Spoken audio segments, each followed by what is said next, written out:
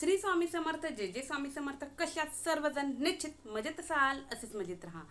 पहा, प्रत्येक महिलेची, अगदी माझ्यापासून तुम्हा सर्वांची प्रत्येकीची एक इच्छा असते की माझ्या नवऱ्याने फक्त माझंच ऐकावं. मी म्हणाल तेच माझ्या नवऱ्याने करावं, भले ते चुकीचं असो बरोबर असो, परंतु जे काही आहे ते माझ्या नवऱ्याने माझंच ऐकावं. घरात छोटे मोठे गैरसमज हो किंवा छोटी मोठी भांडणं हो, वादविवाद हो, काही जरी झालं तरी प्रत्येक गोष्ट माझ्या नवऱ्याने माझीच ऐकावी. प्रत्येक वेळेस माझ्या नवऱ्याने माझीच बाजू घ्यावी.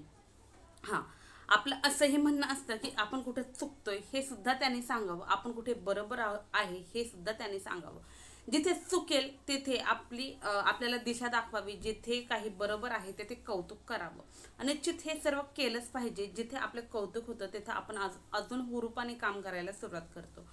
परंतु बहुतेक ठिकाणी असं होतं की चुकी नसतानाही त्या महिलेचा पदोपदी अपमान केला जातो, पदोपदी तिला शिव्या श्राप दिले जातात, पदोपदी तिला अपमानित केलं जातं. घर असो, समाज असो, प्रत्येक ठिकाणी तिला दूषणं दिली जातात. एखाद्या गोष्टीमध्ये त्या महिलेचा काही रोल नसतो तरीही त्या घडणाऱ्या गोष्टीला, त्या व्यक्तीलाच गृहीत धरलं जातं. ती व्यक्ती त्यामध्ये सामीलही नसते. त्या महिलेला त्या गोष्टीचा लवलेशही माहिती नसतो, पण तरीही तिला दूषणे दिली जातात. परंतु एखादी जर गोष्ट तिच्यामुळे चांगली जर घडली तर मात्र तिला असं म्हटलं जात नाही की हो तू सांगितलं, तू केलंस म्हणून हे सर्व छान झालं नाही. तिथं सुद्धा तिला अपमानितच केलं जातं. जर तुमच्या बाबतीत असं होत असेल, पदोपदी तुमचा नवरा तुम्हाला अपमानित करत असेल, पदोपदी तुम्हाला शिवाय श्राप देत असेल, पदोपदी तुमची छळ करत असेल, घरामध्ये छोटे मोठे वाद झाले, समाजात छोटे मोठे वाद जरी झाले, तरीही तुमचा पती तुमच्या बाजूने उभा राहत नसेल, तुम्हाला मान सन्मान देत नसेल, उलट तुम्हालाच दूषणे देऊन तुम्हाला शिवाय श्राप देत असेल, तुम्हालाच लोकांच्या समोर बोलत असेल, हे नव्हेत असेल तर निश्चित आजचा हा जो उपाय आहे हा खास तुमच्यासाठी आहे असं म्हणायलाही हरकत नाही. उपाय सांगणार आहे तत्पूर्वी जे कोणी आपल्या चॅनलवरती नवीन असाल, अजून आपल्या चॅनलला सबस्क्राईब केलं नसेल तर आपल्या चॅनलला सबस्क्राईब करा, बेल आयकॉन ऑन करा, जेणेकरून असे छान छान व्हिडिओ तुमच्यापर्यंत येतील आणि तुमच्या जीवनाचंही सोनं झाल्याशिवाय राहणार नाही. पहा, आजचा जो उपाय आहे हा उपाय आपल्या कुलदेवीला प्रसन्न करण्यासाठी आहे. कारण माता लक्ष्मी म्हणा किंवा माता आपली जी कुलस्वामिनी आहे, कुलदेवी आहे, ही सुद्धा त्याच घरामध्ये वास्तव्य करते, त्याच घरावरती तिचं वास्तव्य असतं. ज्या घरातील जी महिला आहे, करती महिला आहे, ती हसती खेळती असते. ज्या घरामध्ये महिला खळखळून असतात, मुली खळखळून असतात, त्या घरामध्ये कधीच कशाचीही कमी भासत नाही.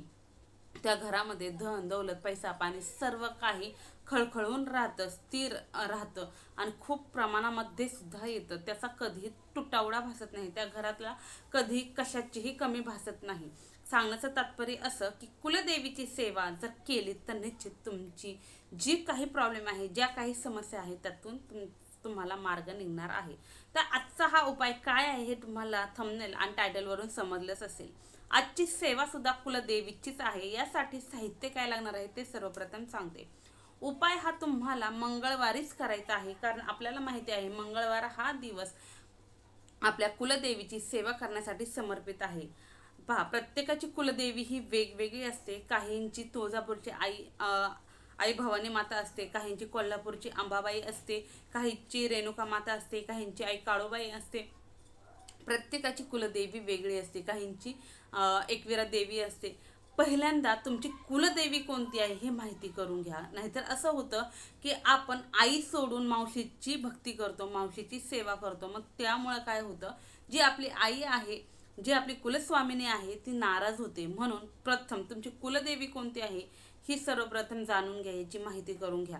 त्यानंतर तुम्हाला काय करायचं आहे, हा उपाय करायला सुरुवात करायची. पहा, आपल्या कुलदेवीचा टाक आपल्या घरामध्ये निश्चित असतोच असतो.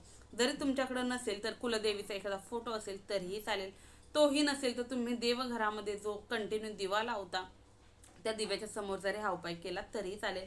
फक्त मंगळवारी उपाय करायचा, मग घरातील महिलांनीच हा उपाय करायचा आहे.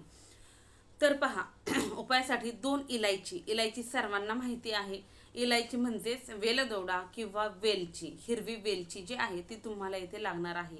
वेलची ही हिरवी असावी, काळी वेलची घ्यायची नाही. तर हिरवी वेलचीच तुम्हाला या उपायासाठी घ्यायची आहे आणि ती तुटलेली नसावी किंवा फुटलेली नसावी. व्यवस्थित अशी शाबीत विलायचीच तुम्हाला या उपायासाठी घ्यायची आहे.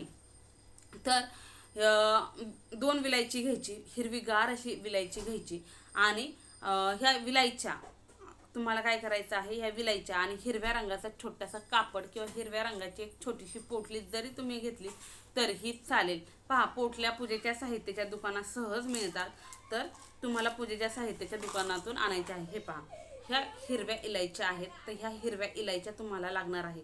आता यातील पण मी तुम्हाला दाखवू का? माझ्या सगळ्या शाबीतच आहे. पहा, कुठेच फुटलेला वगैरे नाही, सगळ्यात शाबीत आहे. हां, ही पहा, ही फुटलेली आहे. अशी फुटलेली दिसत असेल तुम्हाला. अशी फुटलेली घ्यायची नाही इलायची, तर अख्खी अशी शाबीत इलायची तुम्हाला उपायासाठी घ्यायची आहे. 2च घ्यायची आहे, पण अख्ख्या अशा हिरव्यागार 2 शाबीत इलायच्या घ्यायच्या आहे, किंवा वेलची किंवा वेलदोडा तुम्ही तुमच्याकडे जे म्हणता ते तुम्हाला घ्यायचं आहे. तर ह्या 2 घ्यायच्या. त्यानंतर हे घेऊन तुम्हाला तुमच्या देवघराच्या समोर बसायचं. देवघराच्या समोर बसलात, स्वच्छ हातपाय वगैरे धुवायचं. त्यावेळेस तुम्हाला विटाळ, मासिक धर्म आणि काय म्हणतात सुतक नसावं एवढं मात्र काळजी घ्या. हे असताना तुम्ही हा उपाय करू शकत नाही. तर जेव्हा हे असेल तेवढे दिवस तुम्ही स्किप करा. पुढे नंतर तुम्ही हा उपाय मंगळवारी केला पुढच्या तरीही चालेल. तर काय करायचं, देवघराच्या समोर बसलात की सर्वप्रथम दिवा प्रज्वलित करायचा, दिवा लावून घ्यायचा. दिवा जर तेवत असेल तर काही हरकत नाही. धूप आणि अगरबत्ती जी असेल ती लावून घ्या. एका पाट्यावरती, चौरंगावरती जो तुम्ही हिरव्या रंगाचा कपडा घेतला आहे किंवा पोटली घेतलेली आहे ती पोटली ठेवा. त्या पोटलीवरतीच तुम्हाला ह्या ज्या 2 इलायची आहेत ह्या 2 इलायची ठेवायच्या. ह्या 2ही इलायची तुमच्या देवघरात कुलदेवीच्या समोरच ठेवायच्या. कुलदेवीचा फोटो नाही, काही टाक नाही, काही हरकत नाही. जो दिवा तुम्ही लावलेला आहे त्या दिव्याच्या समोर जरी ठेवलं तरीही चालेल.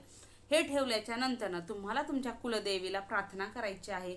पॉझिटिव्हली प्रार्थना करायची आहे की हे कुलदेवी माते, माझा संसार खूप सुखाने चालू आहे, माझा संसार असा सुखा समाधानाने चालत राहू दे. मी माझ्या जीवनामध्ये, मी माझ्या संसारामध्ये खूप खुश आहे. आमचा जोडा असाच अखंड राहू दे. ही प्रार्थना करायची. प्रार्थना केल्याच्या नंतर तुमच्या कुलदेवीचं तुम्हाला तुमच्या कुलदेवीचं तुम्हाला नामस्मरण करायचं आहे. आता आमची कुलदेवी आहे तुळजापूरची आई भवानी.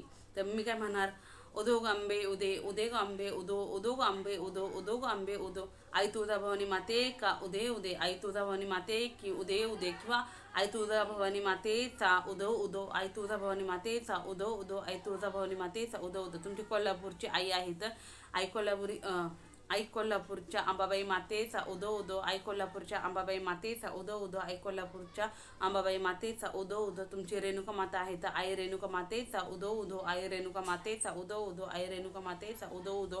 तुमची एकविरा माता आहे तर आई एकविरा मातेचा उदो उदो, आई एकविरा मातेचा उदो उदो. असं 108 वेळा तुम्हाला बोलून नामस्मरण करायचं आहे.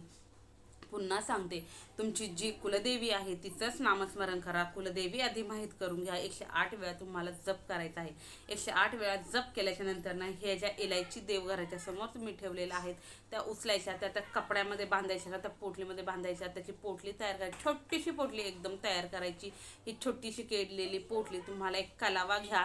कलावा म्हणजे लाल पिवळ्या रंगाचा रक्षा धागा पण म्हणतात त्याला, आणि कलावा आपण वटवृक्षाला जो बांधतो त्यालाच कलावा असं म्हणतात, लाल पिवळ्या रंगाचा. तर तो घ्या, त्याच्यामध्ये ही पोटली बांधा आणि ती तुमच्या हाताला बांधून ठेवा, किंवा तुम्ही तुमच्या गळ्यातही बांधू शकता, जेणेकरून कंटिन्यू ही तुमच्या दिवसभर सोबत राहील. अशा पद्धतीने तुम्हाला ही पोटली ठेवायची आहे. आता पहा, हा उपाय जर संध्याकाळी केला सूर्यास्ताच्या नंतर तरीही चालेल, अतिशय उत्तम. म्हणजे रात्री झोपण्यापूर्वी उपाय करा. रात्री झोपण्यापूर्वी केला, समजा सूर्यास्त झाला, दिवस मावळला, त्यानंतर तुम्ही उपाय केलात, ती वस्तू, ती पोटली तुम्ही देवघरच्या समोर ठेवली. झोपण्यापूर्वी तुम्ही ही हाताला बांधा, गळ्यात बांधा, जेणेकरून ती तुमच्या सोबत राहील. अशा पद्धतीने तुम्हाला बांधायची आहे. आणि बांधल्याच्या नंतर रात्रभर तशीच ठेवायची. सकाळी उठलात की उठल्याच्या नंतर ती पोटली हातातून सोडायची. बरोबर इथं कपाळाच्या बरोबर मधोमध, इथं बरोबर मधोमध ती पोटली अशी लावायची, तिचा स्पर्श करायचा.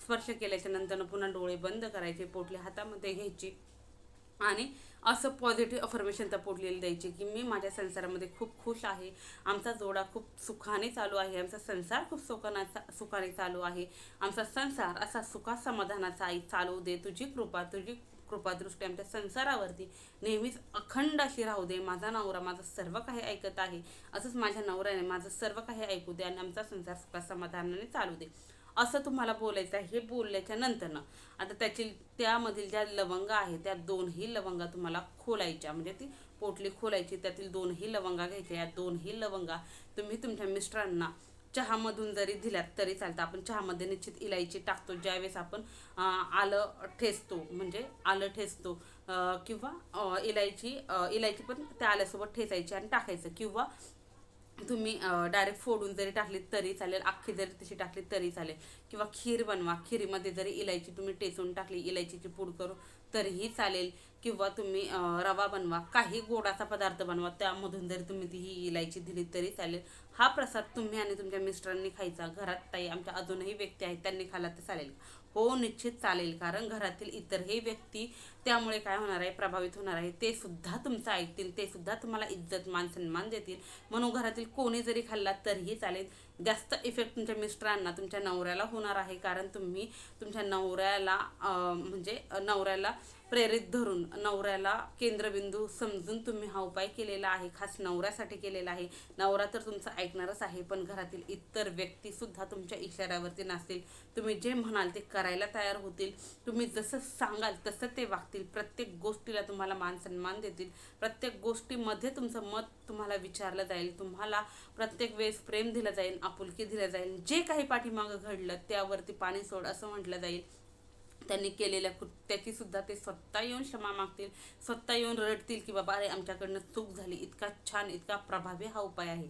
आता किती दिवस करायचा तर पहा, हा उपाय तुम्ही महिन्यातून 4 मंगळवार येतात तर 4ही मंगळवार जरी केलात तरीही चालेल. कमीत कमी 3 मंगळवार करा, जास्तीत जास्त 4, 5, 6 जितका मंगळवार करायचे आहे तितका मंगळवार करा, काहीही हरकत नाही. मंगळवारी उपाय करायचा, बुधवारी सकाळी उठायचं, रात्रभर ती पोटली आपल्या शरीराशी जवळ ठेवायची, सकाळी उठायचं, पुन्हा इमॅजिन करायचं, पॉझिटिव्ह अफर्मेशन द्यायची, ती इलायचीचा प्रसाद वगैरे बनवायचा, किंवा चहातून दिलं तरी चालते, किंवा मसाला दूध बनवून द्या तरीही चालेल. आणि पहा, आता असेही कमेंट्स येतील की ताई आमचा नवरा आमच्या जवळ राहत नाहीत, आम्ही वेगळे राहतो, सेपरेट राहतो, मग कसं करायचं?